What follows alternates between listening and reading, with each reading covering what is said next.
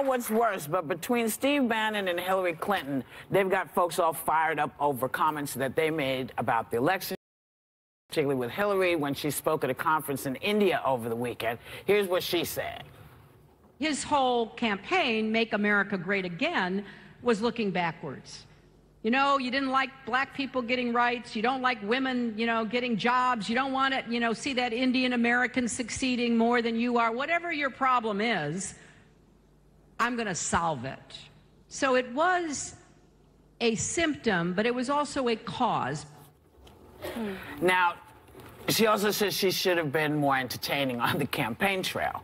Yeah. Well, I think her whole answer was also looking backwards. That was in 2016. Like, why are we still talking about the campaign? She wrote the book, you know, and it gave a bit of catharsis, like her side of what went down, and that's great. But I think part of what people discovered during that election, if you lean Democratic, is that the party didn't have messaging. It missed a lot of things. Yeah, but why can't she talk? She's in India. She wants to talk. But she's very influential. Did someone ask her or anything? Probably. I'm sure she was there for a reason. But even if they do, the best answer to give would be this. You know what? We've got a lot of problems, and I'd like to talk about those. That was yesterday. Now, that was, like, yeah, they'd eat her for that, too. I mean, but I'd much rather see a leader come out and talk about some of the things that are broken, like that aren't working. She ran one of the worst campaigns ever. She didn't do the kind of ground game in Wisconsin and North Carolina that she should have.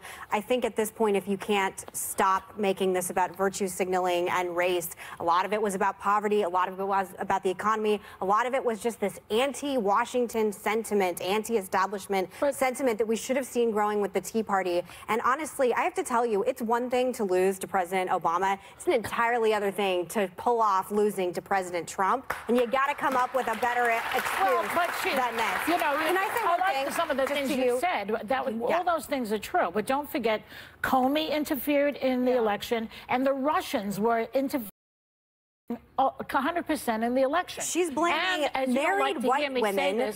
Wait a minute, you don't like to hear me say this, but she did win by 3 million more votes. I think that's so she's not really a loser.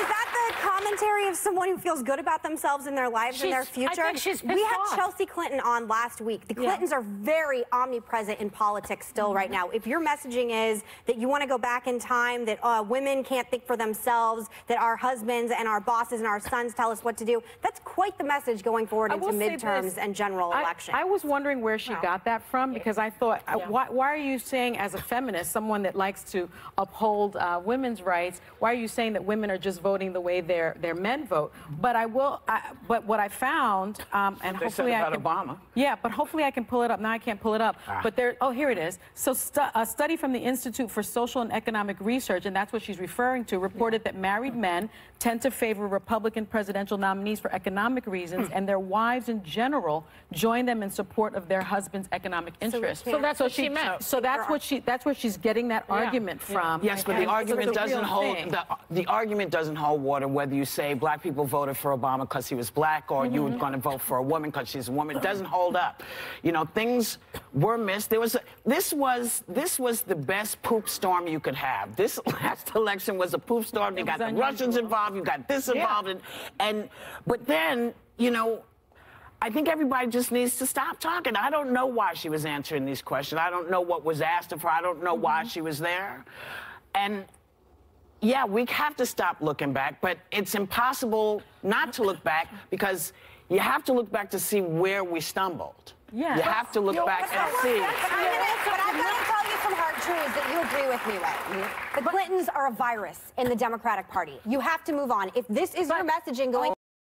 Not with that at all. Joy agreed. I thought that it was time for them to back off right now. But I don't think they're helping the party right now. Her message Bill is Clinton one. with his Me wait a Too. second. Can I just say something? Her message is one that I think resonates with me, at least, and I think many people. She's saying that Trump is talking about his campaign promise was making America great again. That was very dog whistle for me, because I was like, when was America great? Was it when my community didn't have civil rights?